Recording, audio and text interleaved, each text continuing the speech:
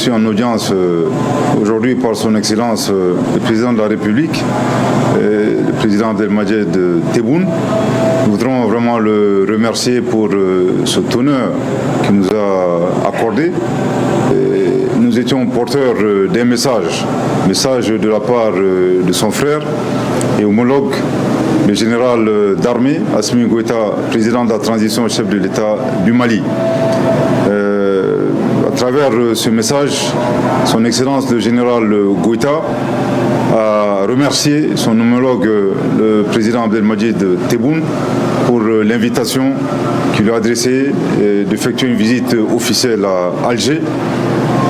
À travers cette invitation, le président Goïta considère cela comme étant une marque d'affection, une marque de considération à son endroit et à l'endroit du peuple malien frère. Il a évidemment marqué son accord à effectuer cette visite officielle à Alger.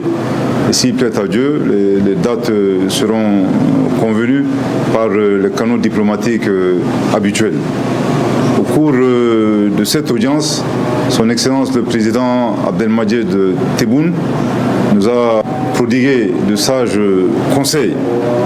Et également de la part de son frère, je pense que le constat a été fait clairement que le Mali et l'Algérie partagent à la fois la géographie. Je voudrais ici faire mienne d'une affirmation de son Excellence le Président Abdelmadjid Tebboune, affirmation selon laquelle nous ne pouvons pas déménager. Je pense qu'à travers cette affirmation, quelque part nous sommes condamnés à cheminer ensemble, condamnés à œuvrer dans le sens de la prospérité pour nos deux peuples. Il est également important d'évoquer les défis auxquels nos pays sont confrontés, défis multiformes.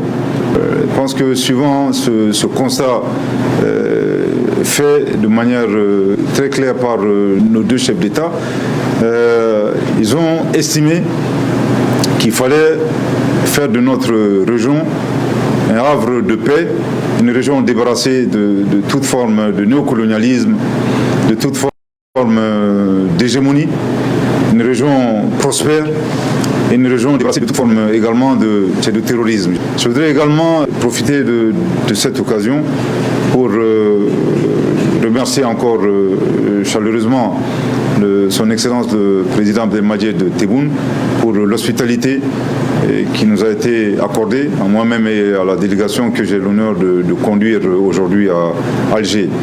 Je voudrais souligner que le 9 août 2026, sur ces instructions, j'ai eu un échange téléphonique très fructueux avec mon frère, le Premier ministre Safi Greib. Suivant les instructions de nos deux chefs d'État, nous avons tenu à rassurer son Excellence le Président Abdelmadjid Tebboune que le Mali, sous le leadership de son Excellence le général d'armée Assimi Goïta, ne ménagera aucun effort afin que la vision partagée de nos deux leaders se matérialise pour l'intérêt de nos peuples. Je voudrais également rappeler le point de vue de son Excellence le Président Abdelmadjid Tebboune. Je pense qu'il a réitéré que l'Algérie ne s'ingérera jamais dans les affaires intérieures de nos pays et fera en sorte que le respect de la souveraineté et la non-ingérence dans les affaires intérieures soient des conditions prérequises, fondement de cette vision partagée consistant à faire de notre région un havre de paix.